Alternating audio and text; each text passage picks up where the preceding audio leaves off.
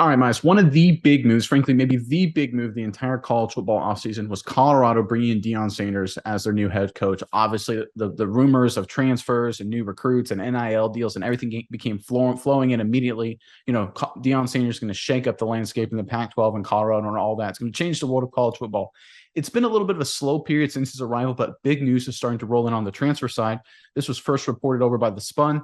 Head coach Deion Sanders landed Arkansas defensive end Jordan Dominic. Dominic played in 13 games for the Razorbacks this season and finished with 34 tackles, 7.5 sacks, and 2 forced fumbles. So he's obviously a quality player, 8 sacks basically in the SEC. Dominic has one more year of eligibility. He's expected to make a big impact for Colorado, obviously under Deion Sanders. In fact, Colorado now, according to 24/7 Sports, has the third best transfer portal offseason of any team in the country. So it looks like with this move, Deion Sanders has done exactly what he said he was going to do and kind of shake up college football and bring Colorado into the fold. Miles, what do you think of everything Deion's doing and just the direction of Colorado program? Do you think he can maintain this and keep the momentum going? Yeah, Nick, I definitely do, because that's what he's all about. He's all about notoriety. He's about keeping the team's name in the media. I think that he is a master of doing that. He's a top-level coach. Obviously, we've seen him win 2 SWAC championships back-to-back.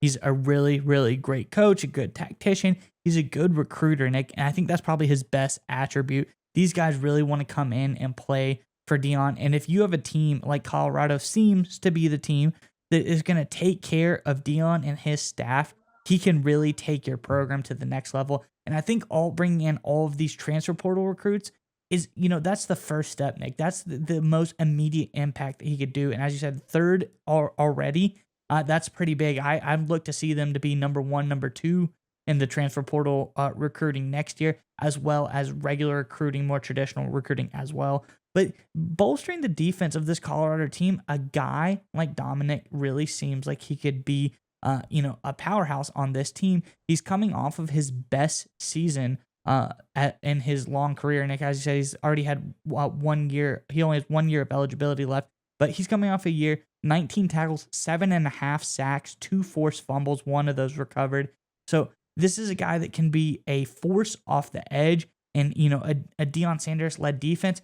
You look in the NFL now. You look at Houston, a young pass rusher for the Detroit Lions, who is now wrecking the NFL from Jackson State in the tenure of Deion Sanders. If a guy like Jordan Dominic can develop into a player like that, this Colorado defense could be lethal. Nick, what do you think about the pass rushing prowess of Dominic so far and his ability, coming off a season of 7.5 sacks? He could just only improve on that from here.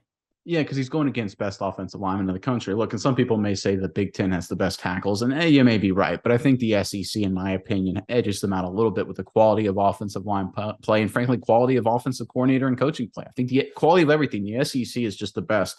And you get a guy like Dominic who played at a high level in the SEC last year for Arkansas against guys like Bryce Young, right? Going up against LSU, going up against Ole Miss, Mississippi State, A&M. Like, this is top flight competition, and being that productive and that dynamic, I think is a great win for Colorado to get a guy like him. And plus, it also shows that Deion's influence of getting guys to come out west from the Southeast does exist. Because that was the one question mark I had. Because when he was at Jackson State, obviously it's a little different dynamic. If you're recruiting a guy that would have gone to, say, Florida State, that's from, North Florida, it's a 4-hour difference between, say, Tallahassee and Jackson, Mississippi, maybe 5 hours, but roughly about that, right? It's a drive. It's a half-day drive.